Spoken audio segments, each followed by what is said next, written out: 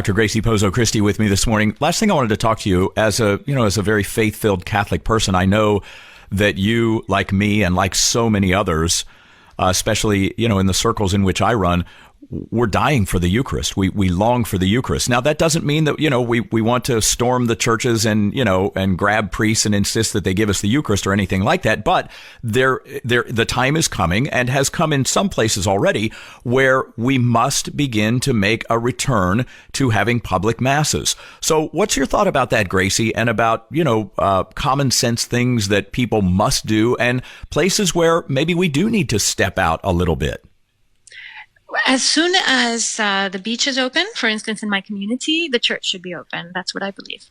And if we can manage the beaches and make sure that people aren't congregating in group, teenagers aren't congregating in groups of 100, then I think that we can trust our pastors and our bishops to manage the churches so that there aren't crowds, but that we are able to receive the benefits of the sacraments, which we are dying for. And as religious-minded people, we need to demand that our secular governors and other administrators take a moment to walk in our shoes and see that we need desperately these graces in our lives, which have become harder and now are even harder without our sacraments. All right, you said a word that really tripped me, and so I want to go off for just a moment here and get your thoughts on this. That word that you said is trust. So here's kind of my take on this, Gracie. I think there's going to have to come a time where like you said, politicians and civic officials are going to have to trust our bishops. They're going to have to trust people who do go to church. And our bishops, by the way, are going to have to trust us to do the right thing. So one of the things that I've been hearing, and it makes me cringe just a little bit. I understand all sides of a point, but I want to get your thoughts on this. People are saying, well, okay, if you're going to go back to Mass, but you're only going to allow a certain number of people in church, let's just throw out a number of 100, okay? And then when person 101 comes up to the door and says, I'm here to go to Mass, someone will say to them, I'm sorry, the church is full. You'll have to come back at another time. People have been screaming, well, that's not fair. That's not Christ-like. That's not, how things should work. When indeed, I think it is fair. And I think that it is absolutely equitable.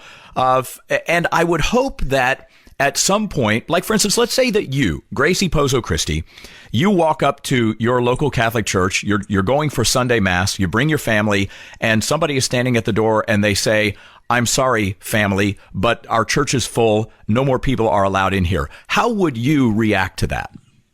Well, how do I hope I would react? Yeah, how do you hope you would react? I hope that I would be a model of cheerful acceptance and say, well, I'm really glad that all those other people got here before me. I guess the early bird gets the worm, and I'd walk away with a smile on my face. But I probably would be grumbling underneath my breath.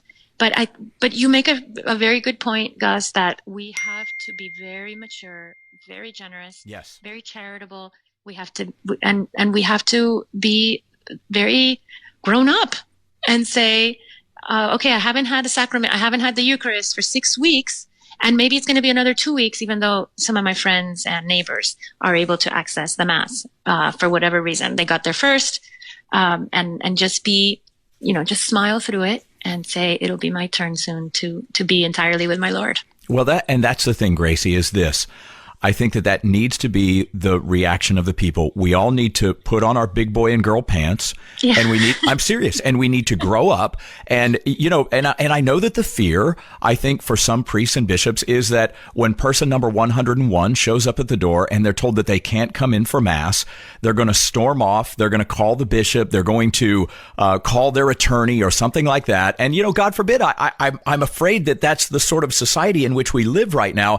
And that's why I say, I think it's time for us all to just grow up and be big boys and girls about this. And, there are rules. We need to follow the rules and just kind of let things go on as they should. Don't you think? And Gus, something else that came to my mind is that the Mass doesn't have to be the same Sunday Mass we've always had.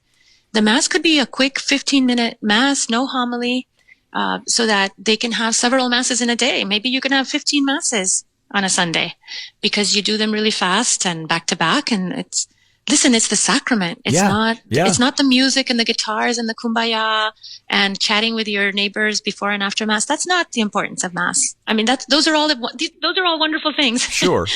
Don't get me wrong, but we need the sacrament. So maybe also our pastors and our bishops can say, hey, let's streamline things for the next few weeks.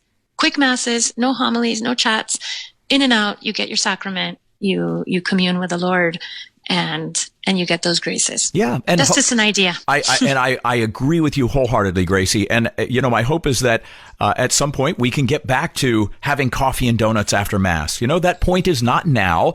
But yes, let's make some accommodations. Let's make some special accommodations. And by the way, I think it needs to be said, too, that bishops, like, for instance, the dioceses who have open for public Mass, every bishop, and I'm almost 100% sure that every bishop is going to do this, is going to offer a dispensation to all the faithful. So if you don't feel well, if you're not comfortable, if you're afraid, you don't have to go to Mass. Your obligation has been lifted. You've been dispensed from that obligation. But if you want to go, and if this is something that's important for you, and you don't feel ill, and you're not afraid or you're not filled with anxiety, then by all means go. But that dispensation has been offered so that no one is obligated, no one will be obligated to go back to Mass, at least in the interim, right? For the short-term foreseeable future.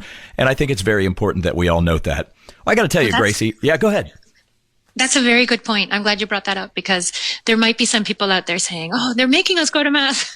Yeah. Or I'm going to, they're telling me that I'm going to be in mortal sin if I don't go to Mass when, I'm afraid or I don't feel well or I'm not comfortable.